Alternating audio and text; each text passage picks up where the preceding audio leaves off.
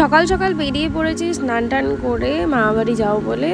তো আমি গিয়েছিলাম মানকুণ্ডু, ওখানে দাদা দাঁড়িয়েছিল, ওখান থেকে কিছু নেওয়ার ছিল, তাই দাদাগুলো নিয়ে আমাকে নিয়ে একেবারে গাড়ি করে আমরা মামাবাড়ি যাচ্ছি।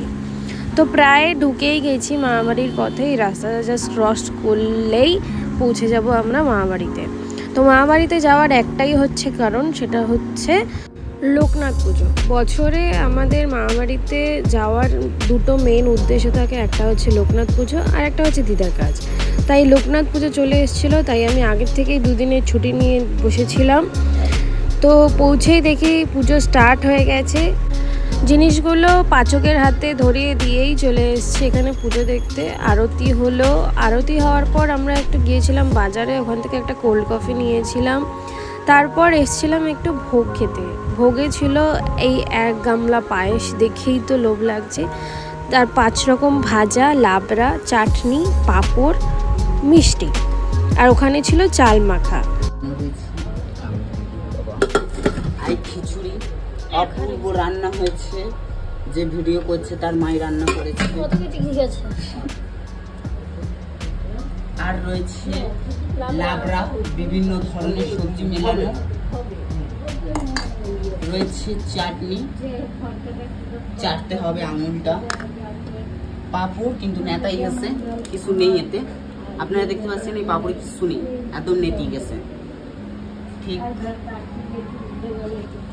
সাথে এইটা হচ্ছে কি আমাদের ঠাকুরের ভোগ, এই পাথরের থালাতে, এই অসাধারণ একটা প্লেট, এটা হচ্ছে কি ঠাকুরের ভোগ। আর এই হচ্ছে আমাদের ঠাকুর। তারপর চলে গিয়েছিলাম লাঞ্চ করতে, গিয়েই বসে পড়েছি ভাই বোনরা সবাই। আর এখানে বসে বসে এখানে ইয়ার্কি মারছিল আমায় নিয়ে। তো লাঞ্চে ছিল পোলাও, আলুর দম, পনিরের তরকারি, চাটনি, পাঁপড়, পায়েস আর বোঁদে। তো সকাল সকাল প্রচণ্ড কাজ ছিল পরের দিন, রান্নাবান্নার দিকে ছিলাম মায়ের সাথে, আর এখানে দাঁড়িয়ে দাঁড়িয়ে একটু ইয়ার্কি ঠাট্টা মারছিলাম দিদিদের সাথে। বলেছি খেতে দেওয়া হবে শুধু, আর কিছু দেওয়া হবে না। দুজনে ম্যাচিং করে আবার পিঙ্ক করে এসছে, যাতে বুঝতে পারে যে কাজের মাসি রাখা হয়েছে। এটা হলো ড্রেস কোড। ড্রেস কোড এটা হচ্ছে মেয়েদের, হচ্ছে জাতীয় ড্রেস কোড নাইটি। সব কাজের মাসিরা আজকে নাইটিতে, ওই যে রান্নার মাসি নাইটিতে, বাসন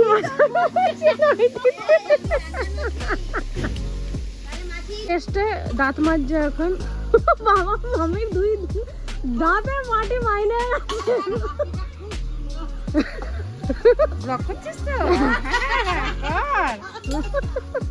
আমি খুব খুশি। বলো তারপরে টিভিতে দেখবে আমি দাঁত মাজছি। তো এখানে মাছ ভাজা কমপ্লিট হচ্ছে, মাছটা প্রায় ভাজা হয়েই এসছে। এখানে ভাতও রেডি হয়ে গেছে, বেলা অনেকটা হয়ে গেছে, তাই তাড়াতাড়ি করার চেষ্টা করা হচ্ছে। এখানে সব সবজিগুলো কেটে ফেটে দিয়েছি, ছেঁচতে হবে।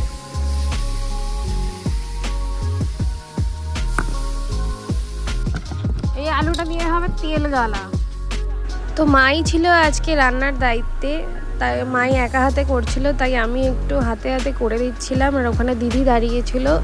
আর ধোয়াটা জাস্ট দেখো, মনে হচ্ছে ধোয়াটা দেখেই একেবারে অনুষ্ঠান বাড়ির রান্না। তো এখানে কড়াইতে চড়েছিল ঘ্যাট। তারপর সব কিছু সেরে খেতে বসে পড়েছি। আর এখানে টেবিল ফ্যানটা চলছিল বলে পাতা ফাতা সব উড়ে যাচ্ছিলো, তাই ধরে রাখতে হচ্ছিল। তো প্রথমেই দিয়ে দিয়েছিল ভাত, তারপর দিয়েছিল বড়া। এখানে রয়েছে মাছের ডিমের বড়া আর বেগুনি, আর এখানে তেলগালা। এখানে ছ্যাঁচড়াও দিয়ে দিয়েছে, সরি লাবড়া দিয়ে দিয়েছে। প্রথমেই স্টার্ট করেছিলাম আমি তেলগালা দিয়ে। তোমাদের কার কার তেলগালা খেতে ভালো লাগে অবশ্যই জানিও।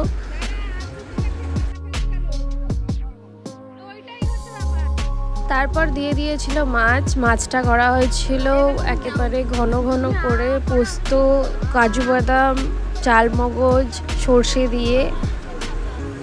বছরের এই দুটো সময় আমরা সবাই সবার সংসার কাজ ভুলে আমরা এখানে আনন্দ করতে আসি। আর এই যে আমরা বসে পড়েছিলাম, খেতে বসেও আমরা এত বকবক করি কিছু বলার নেই। তো এই ছিল আজকের দিনটা। ব্লগটা ভালো লাগলে অবশ্যই ডু লাইক অ্যান্ড সাবস্ক্রাইব এরকম ব্লগ দেখার জন্য। টাটা।